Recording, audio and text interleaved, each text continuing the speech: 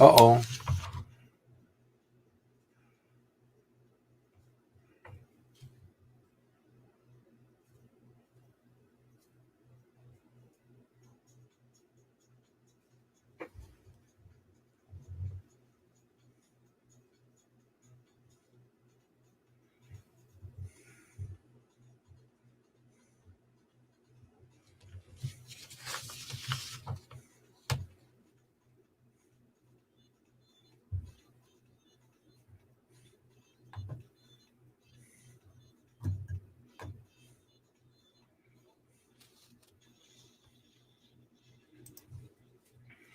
Welcome to the Unknown Webcast, and I really am so conservative I can't turn left even when I'm driving. But being theologically conservative includes wanting to know what is true and being willing to change what I believe. On the other hand, some viewers may be in fear of hearing an idea which could lead to actually thinking and testing their beliefs. This is their trigger warning. This is not a safe space for those who may be easily offended by having their ideas challenged. Today's August 4, 2020, and this is broadcast number 201. Our friend and associate, Ken Ammi, is going to join us about social justice. Excuse me, or not social justice. Nephilim, giants, and pop researchers. I even crossed that out. My name is Don Vino, and I'm president of Midwest Christian Outreach, Inc. in Wonder Lake, Illinois, which produces the Unknown Webcast. And our senior researcher, co-host, and resident COVID-19 tracker is Ron Hensel, who will introduce the sponsors of today's webcast. And here is Ronnie Baby. Greetings from sunny Florida, where the palm trees came outside their shadows, and now we have 12 more months of summer. Our sponsors for this program include World's End, theology outlet, your one-stop resource for half-baked heresies, dubious doctrines, and other ideas whose time has gone. World's End Theology Outlet, and the Bible Buffet. It's not your father's worship experience, but it should be yours, the Bible Buffet. And if you enjoy this program, or if it really annoys you and you'd like to inflict it on somebody else, to ensure your continued access, please go to MidwestOutreach.org, click the yellow donate button, and contribute as you feel led. And don't forget to subscribe to us on YouTube. Welcome, Ken Ammi. Oh, welcome, how are you? Welcome. Thank you for having me. To the webcast show. Yes, I'll be discussing social justice for the Nephilim. That's yeah, everybody needs social justice. Well, were they an oppressed group or the oppressor group? Did they have Nephilim privilege? That's the key right there. Was there Nephilim privilege? I mean, or was there? Oh gosh, this is just too weird. And after we started, I'm going, okay, did I have the sound on? I don't think I had the sound on, so I'm gonna have to go back and look at that. I did not hear the sound. I thought I heard it coming from some tiny speakers around your head. I heard a voice. Yes, you heard a voice, and it wasn't God speaking or an angel or anything like that. Well, so here we are. We're talking about Nephilim, giants, and pop researchers. And I did want to start out with a little quote. And this is important. I mean, my friend, the late Norman Geisler, said yes. There are at least 4 views on the Genesis 6:4 and the Nephilim. He's held all 4. He had to have been wrong at least 3 times. This is not an essential doctrine of the faith, but it is one that seems to have created cottage industries, really, explaining who the Nephilim are. Yes, some are claiming, obviously, that they are space aliens that came down to inhabit the planet, others that they are products of angels and so forth. Now, we're not going to kind of get into who the parents were of the Nephilim. But we do want to touch on some of the views and what we can really determine about the Nephilim, which doesn't come from Genesis, oddly enough. Oddly. So I'm going to try to, what am I trying to do here? I know what I'm going to try to do here. I'm going to try to be organized, which for me is sometimes not easy. But our friend, Pastor Gary Gilly, did a review of Michael Heiser's book, and I thought his little section on Nephilim might be helpful as we start off today before we have Ken Ammi Wex eloquent on his views. Here we go. Share screen. And the Nephilim, Gary Gilly writes, are another major concern for Heiser. The Nephilim of Genesis 6 are seen as offspring of rebellious divine beings who have reproduced with human women. But how are the Nephilim who lived after the flood to be explained? Heiser sees two options, and neither is biblically defensible. First is the possibility that the flood was localized and not worldwide. Of course, this flies in the face of conservative scholarship and biblical language, which proclaims a worldwide flood. The second alternative, and the one which better fits Heiser's thesis, is that the same type of behavior as described in Genesis 6, 1-4 happened again or continued to happen after the flood, producing other Nephilim. Nothing of this sort is recorded in Scripture, and so at best, the second option is conjecture. However, one of these alternatives is necessary for Heiser's theory that descendants of the Nephilim were the Anakim, a people descended from the Nephilim who were spawned by rival divine beings. It was the Anakim, Heiser believes, not the Canaanites who Joshua and Israel came to destroy. Unfortunately, the Canaanites were collateral damage. The necessity for this hypothesis becomes clearer when Heiser's worldview is understood. Okay, so now the big question right there is, were the Anakim related to the Skywalkers? Luke, yeah, well, all right, that would be Anakim Luke, right? – Skywalker. Yeah, Luke is Anakim, which would be the Aramaic version of Anakim. So, yeah, somebody was definitely playing around with terminology. Okay, just, right now I'm having trouble controlling my computer. I might have to leave and come back. When did you want me to read that text, Ken? Well, not yet. Let's start with just briefly on 6:4. First, tell us what your basic. Go ahead, Ron. Go ahead and deal with your computer. Okay, I hope I can do that. Right now, my mouse is not able to function. So, okay. 6:4 then? Maybe caught a mousetrap, yeah. Yeah. All right. So let's start with your basic thesis. It is sort of a cottage industry. You have a lot of different writers and as you point out, pop researchers who are weighing in on this. Le Regeneres says that Bigfoot Nephilim are in Indiana. So lead on, Ken. We've written a couple of articles on this, by the way, and they are right. The links are down in the where is that? Oh, there we go. Down there, yeah, in the description box. This depends how you count them. Maybe my fourth or fifth book on this issue. So talk about making much of it. This latest one is called Nephilim and Giants as per pop researchers. And yeah, there's a cottage industry that has arisen around dealing with these issues, and we're not talking about cottage cheese. Right. Even if some of it is cheesy. But yeah, the issue of Nephilim and Giants has been discussed for millennia, literally for millennia. And it's more of a hot topic today than ever because people can communicate so much more easily. And so my issue, the reason I wrote that book, the subtitle referred to a comprehension consideration of various of their teachings. And I came to find that there are some fundamental level premises upon which the whole claim is based. And some of those are problematic. And so then you can't really hope but go wrong in the end. So a faulty premise leads to a faulty conclusion, even if you make a lot of really good points along the way. So that was my concern. Okay. So now, one thing we already discussed just privately is how many texts in the whole entire Bible refer to Nephilim?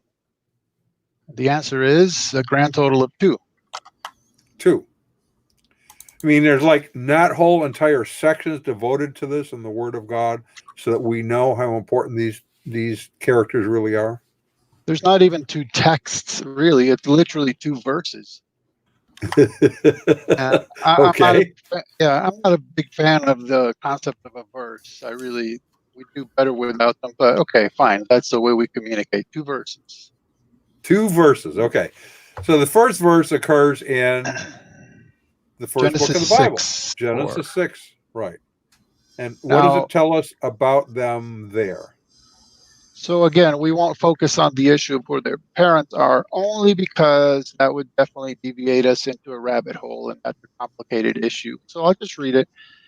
When man began to multiply on the face of the land, and daughters were born to them, the sons of God saw that the daughters of men were attractive, and they took his wives, any they chose.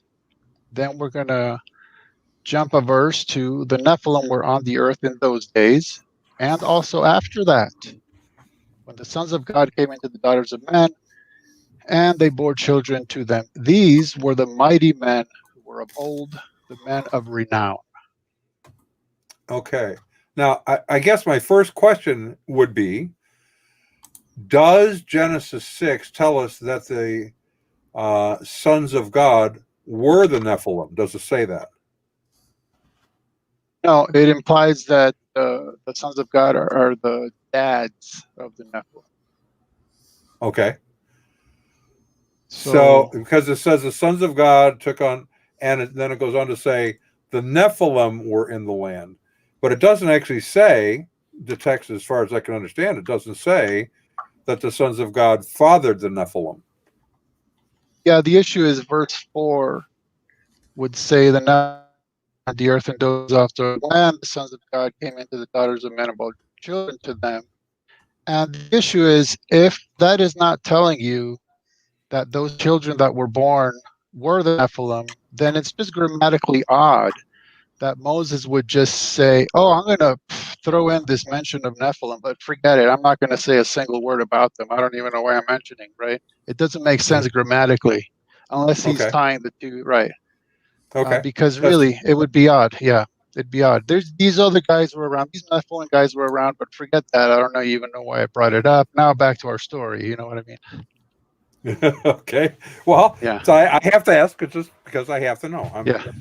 like the National Enquirer, inquiring minds want to know. Of course, those who are younger may not even know what the National Enquirer was. Yeah. But Isn't it still around? I thought it was still around. Oh, maybe. I don't really know. I hardly ever watched by that kind of journalism these days.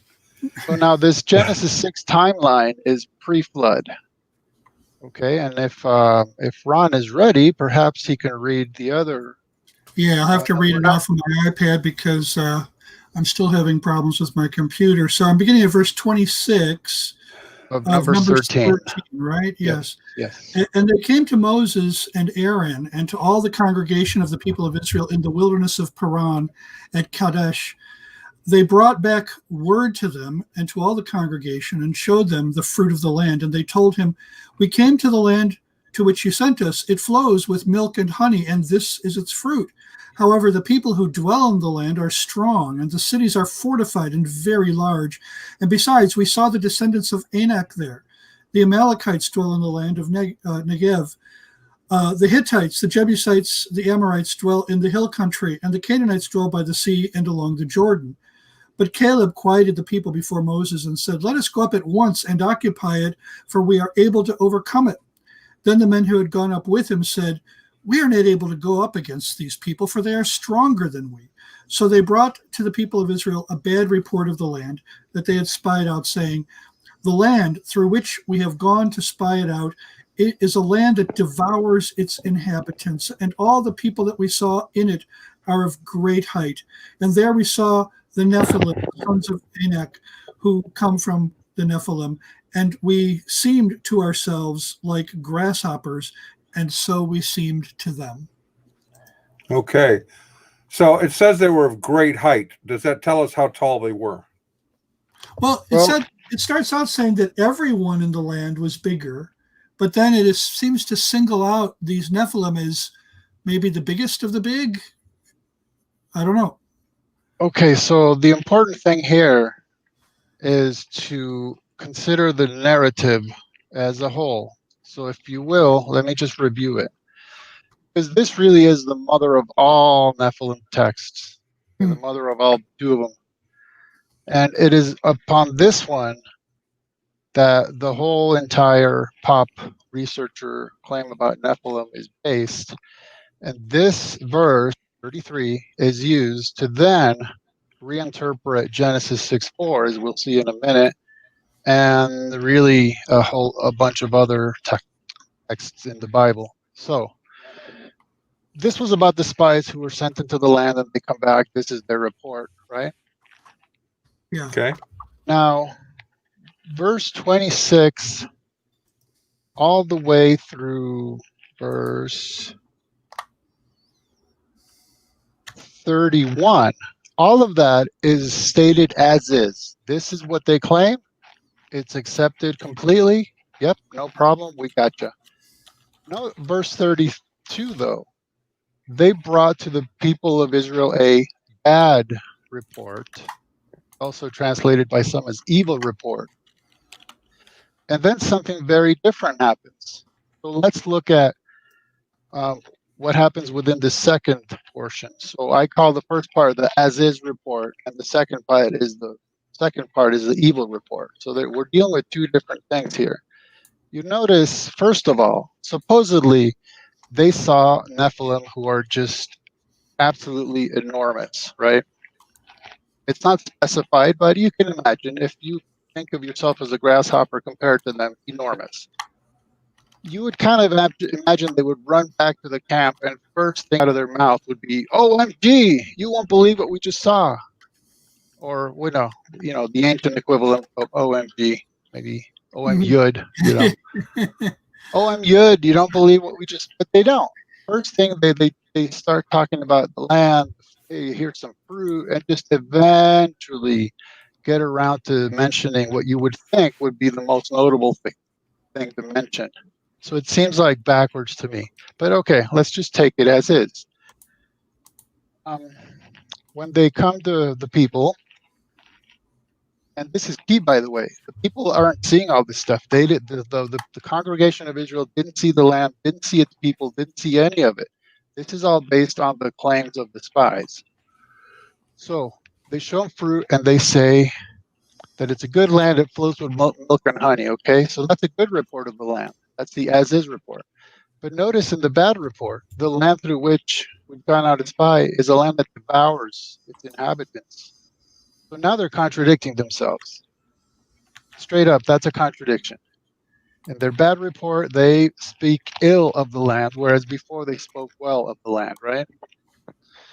Now, you notice that they mentioned the people they saw in the land.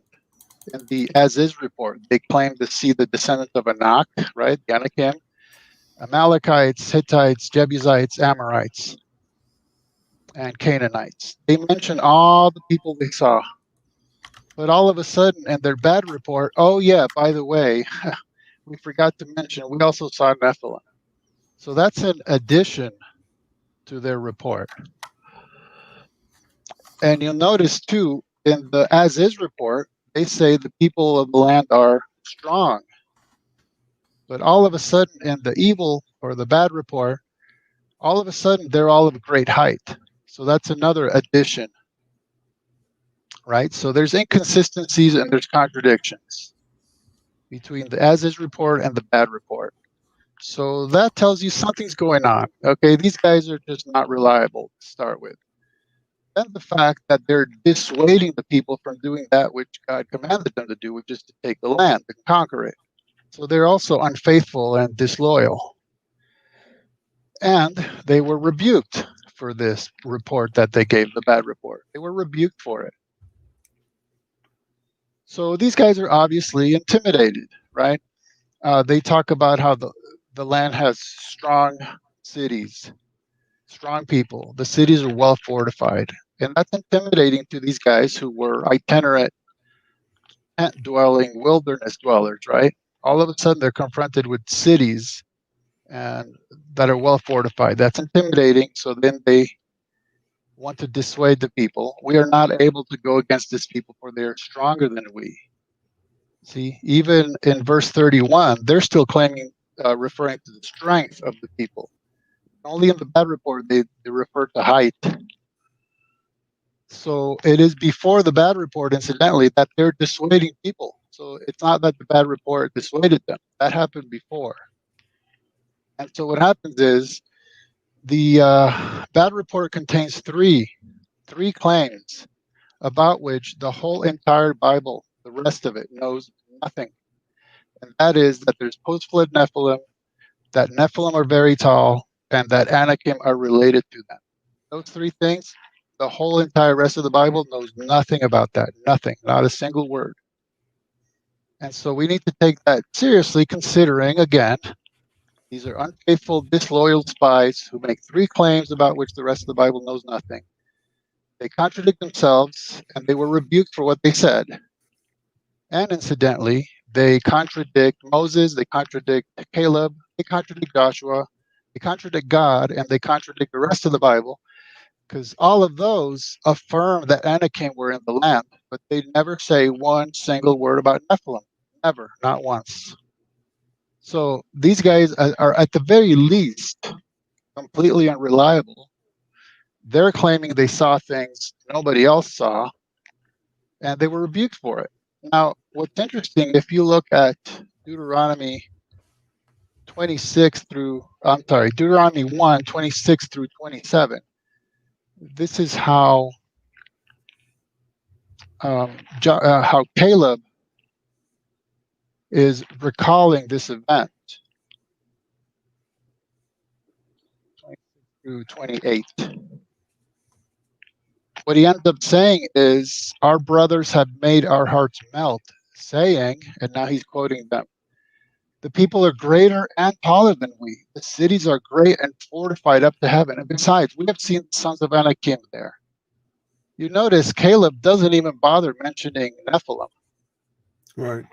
To him, it's either that the report was so bad he's not even bothering to mention it, or because to him, the issue is who was actually there on the ground, who was the Anakim. It wasn't Nephilim. So what you read from Gil regarding Heiser, and well, Heiser offers two views. Well, the biblical view is the third way that splits the horn of the dilemma. How did they make it past the flood? There's no indication they did. Right. The flood Right. came. 8 people survived. So Nephilim did not. They did not return, and they never will. The Bible knows nothing about any such thing. The only reason to think so is because you're actually going to take the word of rebuked spies who contradict themselves. Who would do that? So, isn't it the case that we should never build a theology based on one or two obscure verses? Definitely hermeneutically, that is a fact.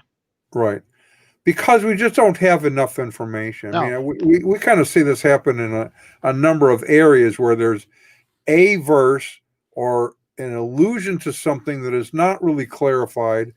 But then we have, well, for example, it talks, and Paul talks about those who are baptized for the dead. Now, my response to that particular passage in Corinthians is he's talking about another group. What do they do who are baptized for the dead? But no matter what you say, it's just one obscure passage. It doesn't tell you anything. Mormons, on the other hand, have a whole theology built around baptizing for the dead.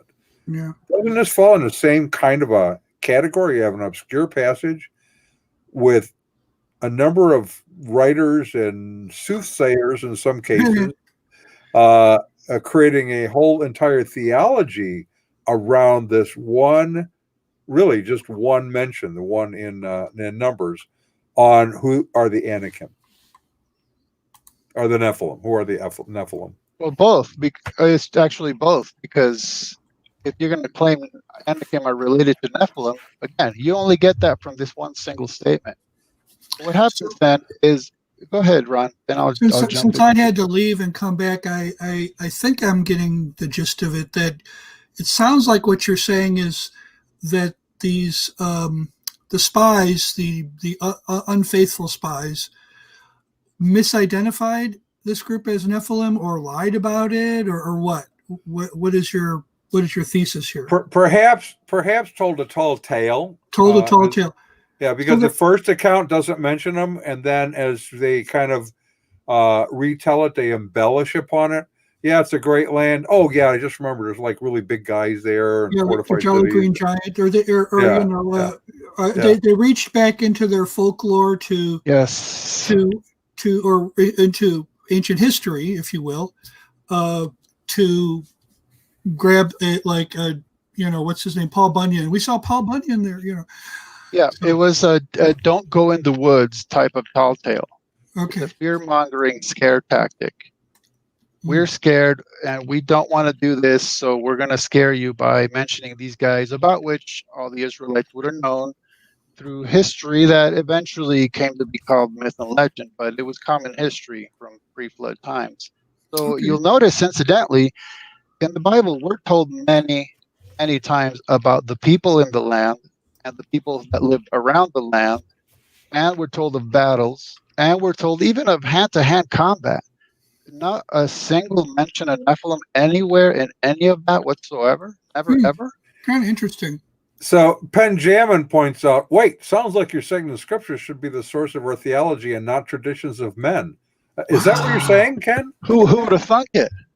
I know. I don't know. Now, has anyone ever tried to identify Goliath as one of the Nephilim? Has there been any attempt at that? Of course, all the time. So let's get to that. But first, let me just give you an example of what happened. So you read Numbers 13:33, and you actually believe it for some odd reason, and many, many, many people do. Then you use that to reinterpret, or rather misinterpret, Genesis 6:4, because look what it says. Nephilim were in the earth in those days and also after. Okay? So that means that they made it past the flood, and somehow, and there's various theories, all of which incidentally have to be invented, because the Bible doesn't say any such thing. So there's various competing invented tall tales about how the Nephilim either survived or returned or what have you in many different ways. But you'll notice something odd about Genesis 6:4. It doesn't say anything about the flood. In fact, the flood is not mentioned for the very first time until verse 17, a full 13 verses later. So what is this? Nephilim were in the earth in those days and after that? Well, the verse tells you when it was, when the sons of God came into the daughters of men and they bore children to them. Those are the days. And when was that? Well, verse 1 told you, when men began to multiply on the face of the earth and daughters were born to them. That's when it was. So it's just telling you, Nephilim were around in those days when sons of God and daughters of men first did this, and also after they first did it. But this is all still pre-flood. Pre-flood. Oh, that's interesting. Oh, that's a great point. I mean, it's telling you right there when it was. It's when they first did it, which was when men began to multiply the face of the earth. Daughters were born to them. When that was, I don't know exactly. I mean, maybe when Adam and Eve's children started having children. I really don't know. Now, it is all pre-flood. Among more liberal Christians, they seem to have no problem with denying that there was a global flood, or even a flood that wasn't necessarily global, but still didn't take out all of humanity, did not, except for 8 people, of course. So they, a lot of times these people, when you discuss these texts with them, you'll come to loggerheads and they'll say, oh, you're one of those people who takes the whole Bible literally. Oh, yeah. Well, I take its truth claims at face value. Why don't we just put it that way instead of, using this bogeyman of literalism? So, yeah, we take its truth claims at face value, and here's what it says. And now how are you going to try to skirt around that? Because what you end up saying is, no, only 8 people didn't survive. Many more survived. And so you're contradicting the Bible. You're saying that Peter and others didn't know what they were talking about. Yeah, now there's a resolution to that, actually, that could occur in what are sometimes considered evangelical churches. And that is, you can just sort of say, well, doctrine is really not all that important. In fact, doctrine makes people uncomfortable. And so if we want to have a really successful church, we have to figure out a way to get rid of difficult doctrine. It sounds like a doctrine. That sounds like a doctrine to me. Yeah, well, we actually have a sponsor that helps in all of that. Yeah, well, yeah, our friends at World's End Theology Outlet, your one-stop resource for half-baked heresies, dubious doctrines, and other ideas whose time is gone, has some questions for you today. Are you still trying to figure out how to clean up in the ministry business? Do you want to finally get to the bottom of growing a successful church? Would you like to flush away your failures and start having your best church now? Well, then you need Charlatan Ultra Soft, because nothing says theologically soft like Joel Osteen's Charlatan Ultra Soft. And even in these days of pandemics, there is never any shortage. It's personally tested by the man himself. It provides comfort where it counts. It wipes away even the most stubborn orthodoxy and comes with a money-back guarantee. Keep those butts in the pews with Charlatan Ultra Soft at World's End Theology Outlet. So don't forget. Yeah, so when you have that thing like orthodoxy and all those big words that people just don't have time for,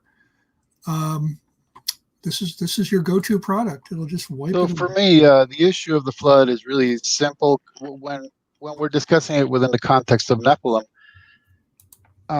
Either part of the proof that it was global is that Nephilim didn't make it past it, or it was regional and the Nephilim lived in the region that was flooded. Either way, they did not make it past the flood. They didn't survive, they didn't return, and they never will in any way, shape, or form, by the way.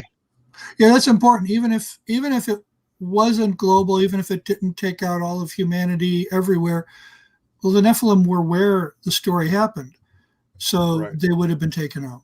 Yeah, Right. And that's important. And I had missed that. I'm glad you brought that up.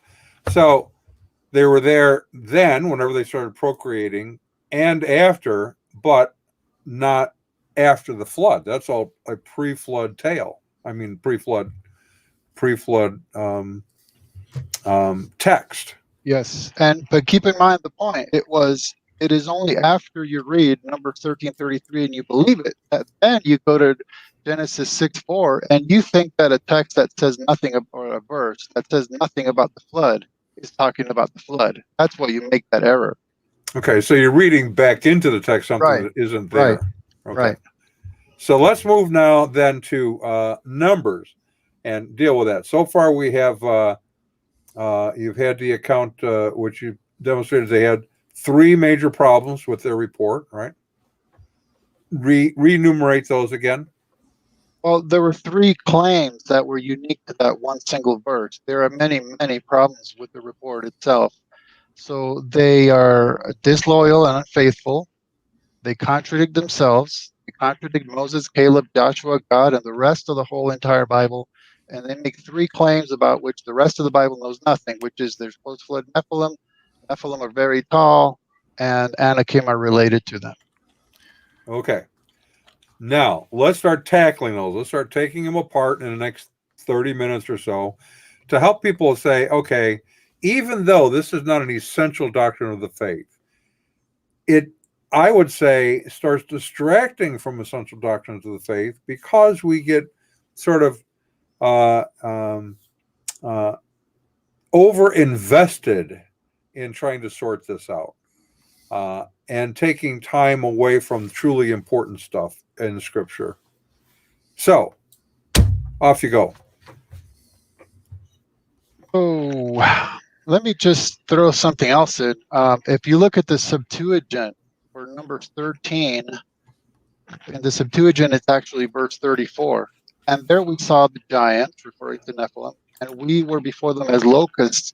Yea, even so were we before them.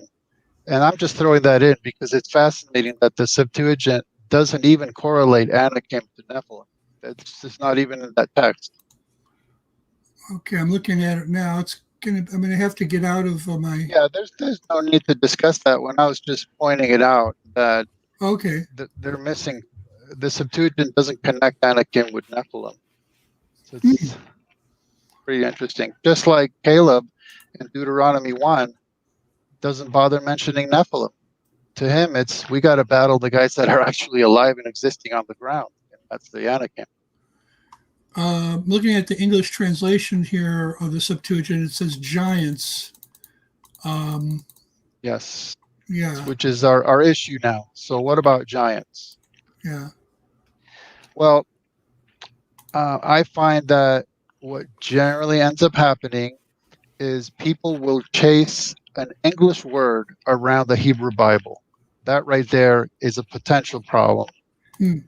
Not to mention, I can think of 5 or 6 different meanings of the word giant. So the word giant is vague, generic, subjective, and it is undefined.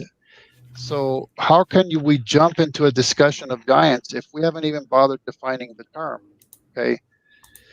Now, one thing that happens is, well, I'll give you for instance. Last time I was at my doctor's, I'm sitting on the examination table. He says, "Hey, I'm having to get on my tippy toes just to look into your eyes." And my wife has called me a giant many, many, many times. Okay, but I'm 6 even. Really? North America, that's not unusually tall. Yeah. But I've been called a giant many, many where you'd be times. considered pretty short is in the Netherlands. That's right. Whereas people are really tall there. Pygmy males average 4'11". Pro basketball players, none of them quite make it to 8 feet. And you know what? Hebrew males of biblical days average 5 even or 5'3". So that just shows you the subjective nature of what does it mean to be tall? What does it mean to be a giant? Right. I'm married. My wife's family is Danish. They're from Denmark largely, and they're large. When I go to family gatherings, most of them are over 6 feet tall, 6'4", 6'5". So I get a kink in my neck just carrying on a family conversation with them because I'm like 5'8". So they're nearly, yeah. I mean, they're what is that, like 8 or 10 inches taller than I am. All of them. So the issue is why do some English versions use the word giant? Okay, this is really based on the Septuagint. The Septuagint translators, don't ask me why, but they chose to render 3 Hebrew words with one single Greek word, and that usually spells trouble because it's going to cause confusion. So they rendered Nephilim and also Giborim and also Rephaim, all of them as gigantes. Okay, now gigantes does not imply anything about height, especially not unusual height, nothing. It literally just means earthborn. So then the English Bibles picked up from gigantes and they just changed it to the word giant. And so now you have many, many references to giants all over the English Tanakh, the Old Testament. But if you're reading for context, you should recognize there's a difference between pre-flood and post-flood giants because, again, only 8 people survived. And if you go and bother checking the Hebrew, you'll find out you're reading about Nephilim or you're reading about Rephaim, but there's no correlation between them. The only correlation is English translators followed the Greek version, which translated them both. That's not even a translation. It's a rendering, really. Yeah. Now, it raises all kinds of questions. I mean, first of all, we assume we're dealing with Jewish translators, but even they may have come across words that they really weren't sure. They're struggling with how to put these into this from Hebrew into Greek, right, a totally non-Semitic language, right? And there might have been some lost vocabulary or something in terms of what they understood at the time. You don't know. So yeah, but you're right. 3 Hebrew words, all with one Greek word. You have to that raises some eyebrows. That's messy, especially because what ends up happening is in Septuagint for Genesis 6:4, it tells you the gigantes became gigantes. Well, you don't become something you already are. So in the Hebrew, it's that the Nephilim became Giborim. It's totally different. It doesn't make sense in the Greek, and neither does it make sense in the English. If you're gonna, although English versions tend not to translate Giborim as giants, they translate it correctly as mighty. That's all it means, mighty. Yeah, from Giborim. Because honestly, a lot of the pop researchers think that the Giborim are a people group, and there's no such indication. Giborim is merely a descriptive term that refers to might, and it is used in the Bible of angels, of humans, of God Himself. It's a generic term for might or mighty. El Gibor, mighty God. Yeah. Yes, he shall be called Pele Yoes El Gibor, a wonderful counselor, mighty God. So, yeah. So now, what the issue is? We're told about tribes of quote unquote giants, right? Well, but these are Rephaim tribes. The Rephaim are a main category of a people group under which there are subcategories, one of which is the Anakim, under which are further subcategories such as the Philistines. So now you know where we're going. We're going to Goliath. He is specified to have been a Repha. He's not a Nephil, nor could he be because he lived post-flood. So Goliath was a Repha, and there's no indication in the whole entire Bible that Rephaim are related to Nephilim. Neither could you, even if you want to believe Numbers 13:33, you still cannot claim that all Rephaim are related to Nephilim, because from that verse you would only get that the Anakim are related to the Nephilim, not the upper category. You see what I'm saying? Rephaim is like nation, under which you would have, however we may term it, right? Nation, state, city, neighborhood, family, tribe, clan, whatever. So you still can't get that, and it doesn't exist in the Bible. The only correlation between Rephaim and Nephilim is an English word, and you just cannot build a doctrine that way. Wow, that's interesting. Huh? So we have no other than just speculation and the sales of more books by pop researchers. Isn't that what it's the really important thing, though? I mean, for some, it can be. See, that's why this is important, because I just, Ron, you and I, we have to deal with so many different kinds of issues that I when I get calls about this particular one, I go, I haven't really studied it out. I know Joy has spent some time watching different videos and doing some research on it. And she can't really come to a conclusion. Like I pointed out to Dr. Norman Geisler, himself wasn't certain about it. It's not a central doctrine, but yet it seems to take up a lot of space in the minds of some. But we don't really have a great deal of evidence, if any, in Scripture. And one of the issues is that amongst the pop researchers, this issue becomes the focus of their eschatology. And so, why is that? In what sense? Because, don't you know, the Nephilim are either alive on Earth right now, or they're going to return, and they're going to play a significant role in the end times. So aren't they like all in the NBA though right now? If they're okay, let me just mention, you know what, that instantly becomes an extremely serious issue, and let me tell you why. So one of the chapters in my pop researcher book, I titled it Nephil Kampf. What's that? Nephil Kampf. Something struggle? That's right. Nephil, the singular for Nephilim. Oh, the Nephilim struggle. And this is why, this is what ends up happening. Many pop researchers claim, again, either Nephilim are here or they will return. But guess what?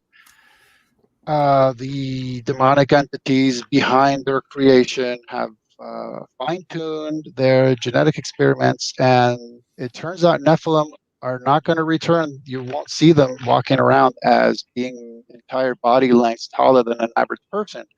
Guess what? They're going to look exactly like you and me. They're going to look exactly like a human being, but they're actually demonic entities, and we need to wipe them out.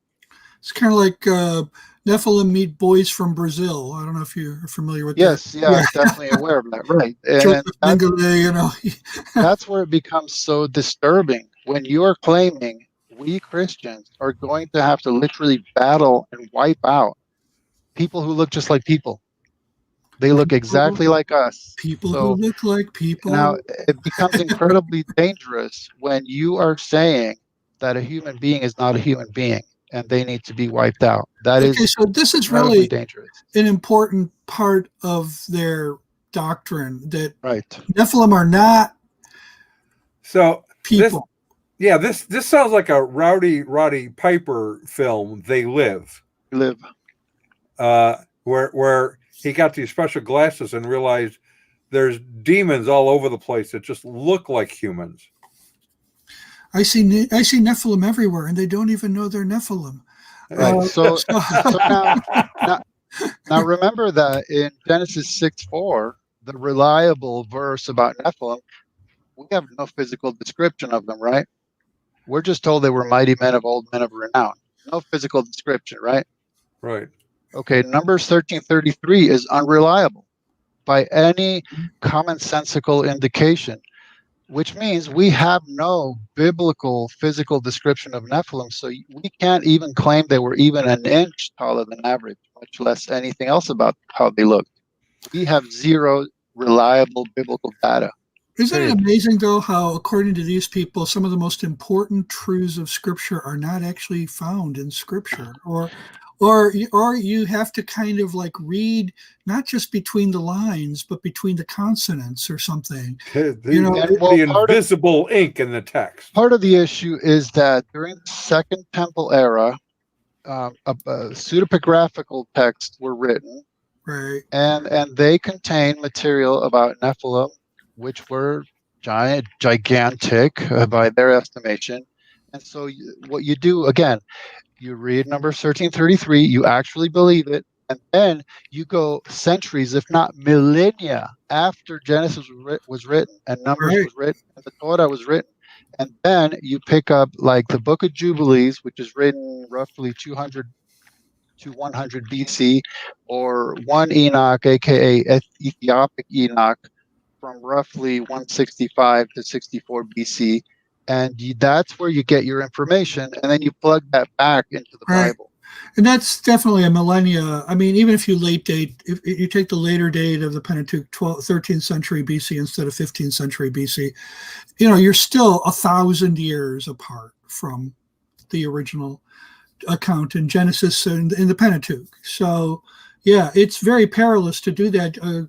All kinds of things change, even from Genesis to Malachi, or Genesis to, if you have Ezra, Nehemiah as your endpoint, the vocabulary changes. Historical references, geographical places, all these things change over the course of that millennium. And so you have to adjust for all that. So one thing that ends up happening then is you use Numbers 13:33 to then start pulling all these bits and pieces together into a grand narrative. But the Bible does not connect all those dots. Let me give you for instance. We're told that a Nephilim trait was having extra digits, right? 6 fingers, 6 toes. Well, that is only stated about one single person in the whole entire Bible. And by the way, he was a Repha. He was not a Nephil. So you can't claim that's a trait, and you can't claim it's of Nephilim, period. But then what I'm asked a lot is, what about these giants? What about unusual height? How did they get to be that tall? And my question is, what do you mean by giant, and what do you mean by that tall? So do you know how many times the Bible actually gives us a specific height of somebody? How many? A grand total of 2. Let me guess what one of them is. You got one, but you might not know the full story. Okay.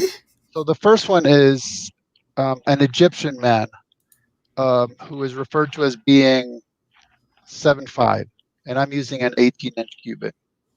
Okay. The other one is Goliath.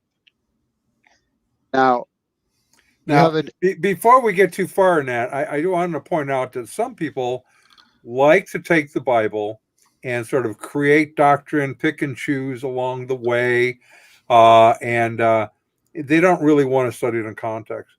But we do have a place where they can go for that exact kind of thing, yes, and it's one of our sponsors. Yes, so they ask, are you tired of hearing all about the difference between the milk of the word and the meat of the word?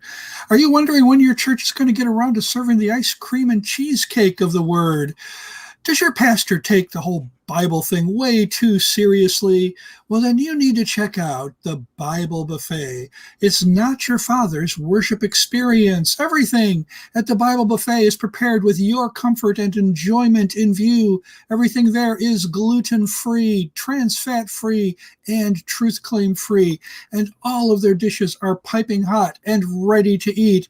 And even in this time of pandemic, they're always open. You can get Bible Buffet carry out right at the doorstep. Don't forget, the regular Sunday specials include Aryan appetizers, Sibelian succotash, Galatian goulash, Gnostic nut salad, and Pelagian pie. And the Bible Buffet is a fully accredited ministry of the Church of Smorgasbordianism. The Bible Buffet, it's not your father's worship experience, but it should be yours. So there you go. Okay, so we have two individuals. Specific heights. And 7'5", really, I mean, okay, we have recessive genes that account for some people being tall. We have just whole populations of people who tend to be tall in just about every continent, Europe, Africa, Asia.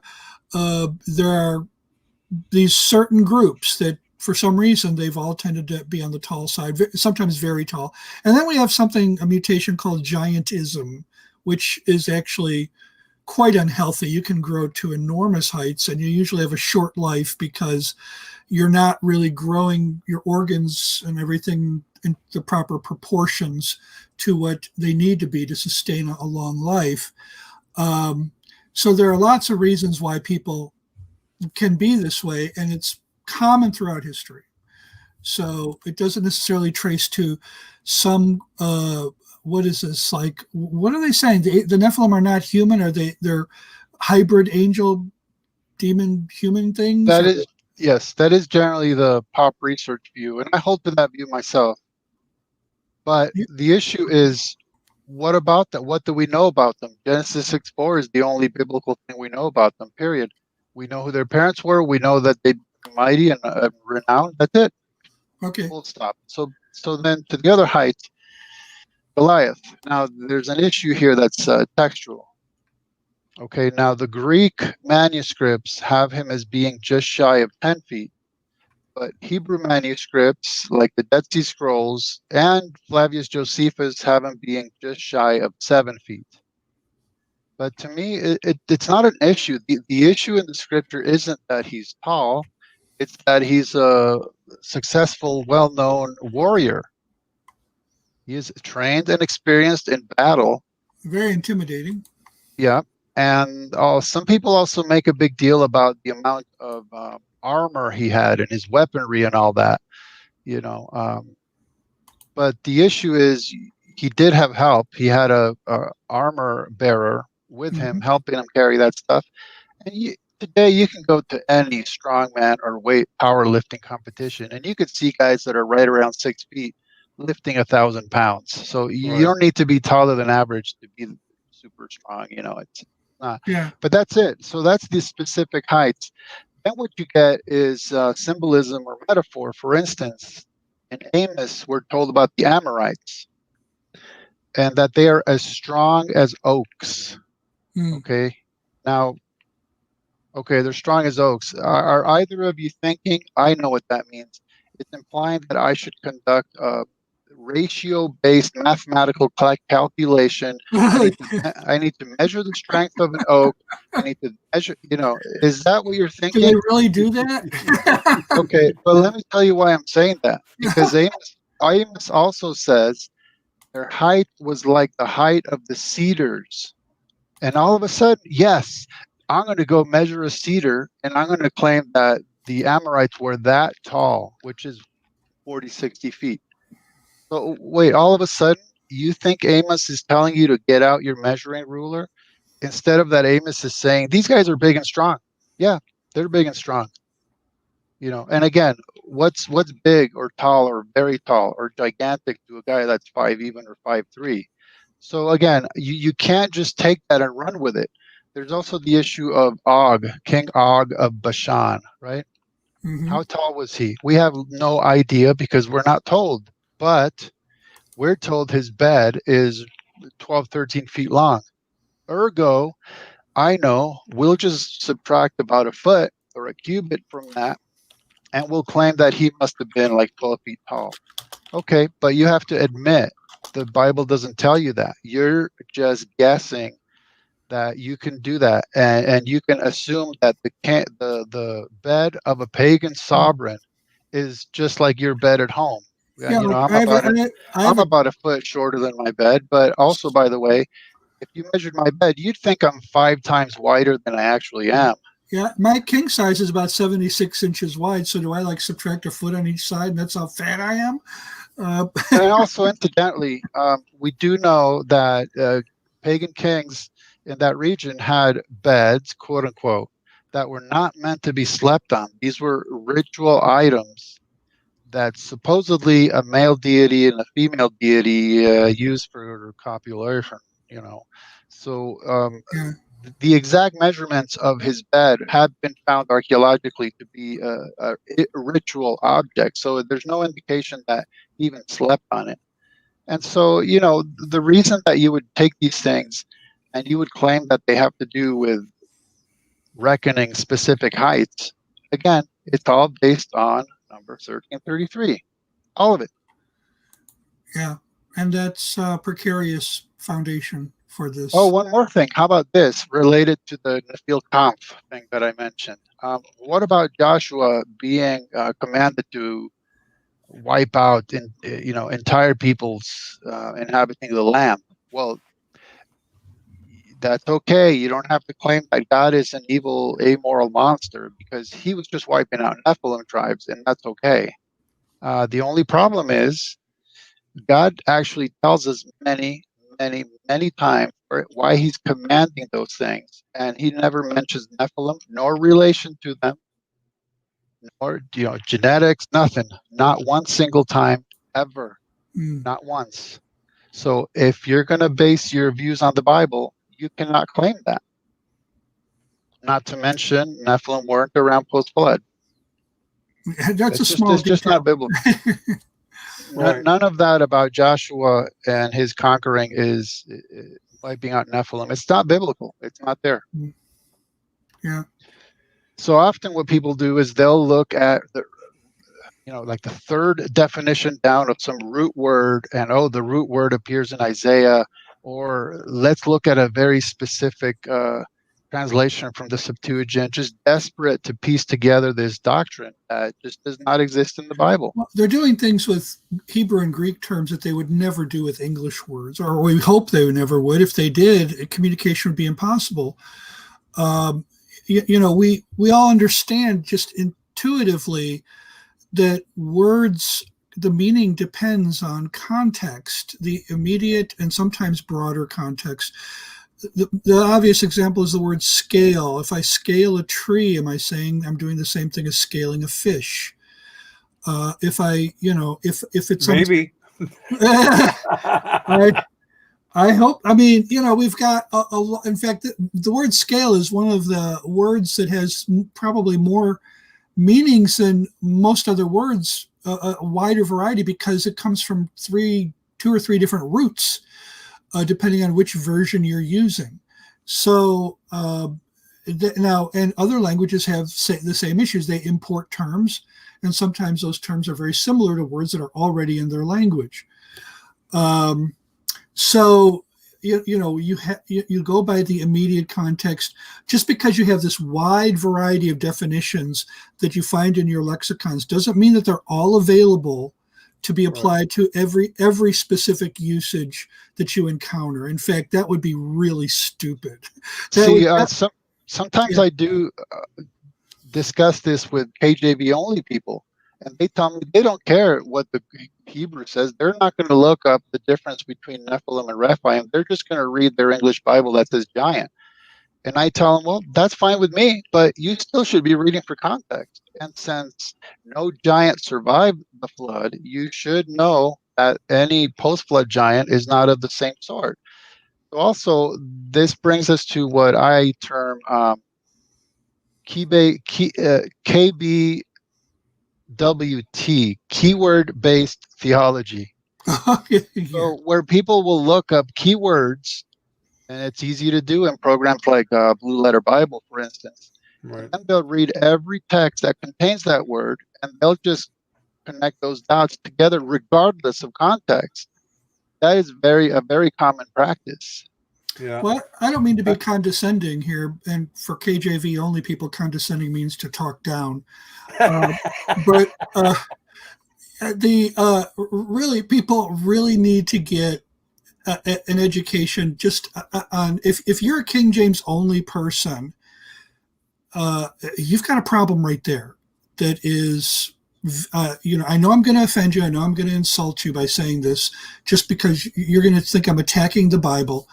But right away, you are going to. It's like you've tied one hand, one leg, and half your brain behind your back in trying to approach the scriptures. So I've said it. I just tell them this: look, you don't want to look. Excuse me. You don't want to look at the Hebrew words. Why don't you want to do what the King James translators did? And why don't you read the introduction? Why don't you read the introduction to the King James Version, which says we're all we're trying to do is make a good translation better, and they were referring to the predecessor translation of the Church of England, so that they didn't say we're trying to make a perfect translation. Well, so okay, just that's another topic. A couple of quick notes. King James is a fine translation. It's a great translation. It's not the best. I agree. And we have some churches that I do speak in that are King James preferred, not King James only. But the point is well taken. Even the ones that are King James preferred go, yeah, I want to know what the original language has said. What is the range of meaning of the words? And to your point about whatever your multi-letter explanation, I have a similar idea. I just call it a concordance theology, where they take out a concordance and they look up the words in the concordance and they build a whole theology. Right. Now, by the way, I want to actually get to one key issue before we close. Right, because we're close. But if you recall, I asked you guys before that we began, what version do you want to use? ESV. Okay, let's use ESV. That's just what I use.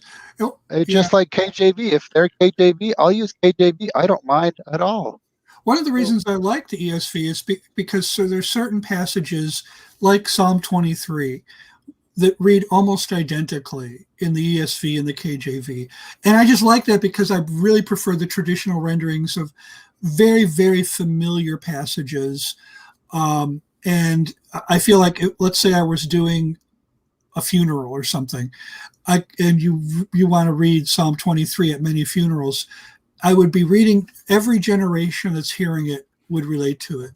So, well, and speaking of funerals, I take Yogi Bear's point on that. I always attend everyone's funerals, or they won't come to yours. Yeah. I just used that one this week, Doug. All right. Now, you recall. Go ahead. Do you have some wrap up comments? Yes. You recall that I mentioned that the pop researchers turned Nephilim and giant issue into an eschatology, and part of it is they claim that because Jesus said his return would be like the days of Noah, full stop, ergo Nephilim and giants. But why is it that Jesus didn't stop at, guess what, it's going to be like the days of Noah, period. Let me move on to the next. He makes it clear within his own context, his words, his meaning, that what he was saying had to do with being unaware of a coming judgment. Right. In fact, in Luke 17, he says, it was in the days of Lot that they did eat, they drank, they bought, they sold, they planted, they builded, but the same day that Lot went out of Sodom, it rained fire and brimstone from heaven and destroyed them all. Even thus shall it be in the day when the Son of Man is revealed. So Jesus likened his return to the days of Noah and to the days of Lot. The days of Lot were post-flood and have Right. nothing to do with Nephilim and giant. And the context is the same in both cases. It is about being unaware of coming judgment. He states nothing about Nephilim and giants, and you can't just rip him out of his own context to make a pretext for a proof text. It's not there. Not only that, but first of all, he doesn't say that everything that was in the days of Noah will be like. He specifies what he means. Yeah, he's very specific. He says they will be marrying and giving in marriage. And the point there is they won't see it coming. That's the point. Right. They'll be carrying on with life as usual, and they won't realize impending judgment is right at their doorstep. But see, what the pop researchers will say is that's right. He mentioned marrying and giving in marriage, and that's what you see in Genesis 6. But again, you can't force that into Jesus' mouth, because if you read that whole text where Jesus mentioned those things, he's crystal clear over and over again, by the way, that his context is exclusively about unpreparedness for the coming judgment. Right. So he's not saying everything will be replicated, including specific marriages that are referred to in Genesis 6. He's talking about people generally going about business as usual. Yeah. Right. Business as usual. Right. Yeah. It's okay. Yeah. Okay. Good. You know what? I am glad you're here now. What is the name of your pop researchers book? Nephilim and Giants as per pop researchers. And the subtitle and Giants as per pop researchers. Okay. Yeah, and the subtitle would take us 5 minutes to read, so we'll leave it at that. One thing I want to point out here, as a person with an academic degree who studied under some really great scholars at Wheaton College. One of them was Dr. Walter Elwell, the editor of the Evangelical Dictionary of Theology, both first and second editions.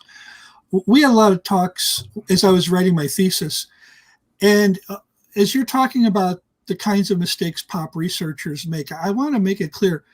Academic researchers with PhDs often make the same mistakes. They often engage in the same kind of fallacies.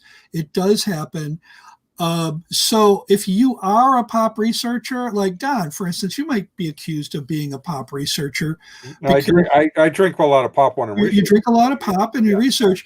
And so, but I would say, I would recommend the stuff Don has written long before I'd recommend some of the things that some people who are very, very well known in the academic community write, because it happens. It doesn't just happen to people who are writing at the popular level. They're not the only ones guilty of this. Right.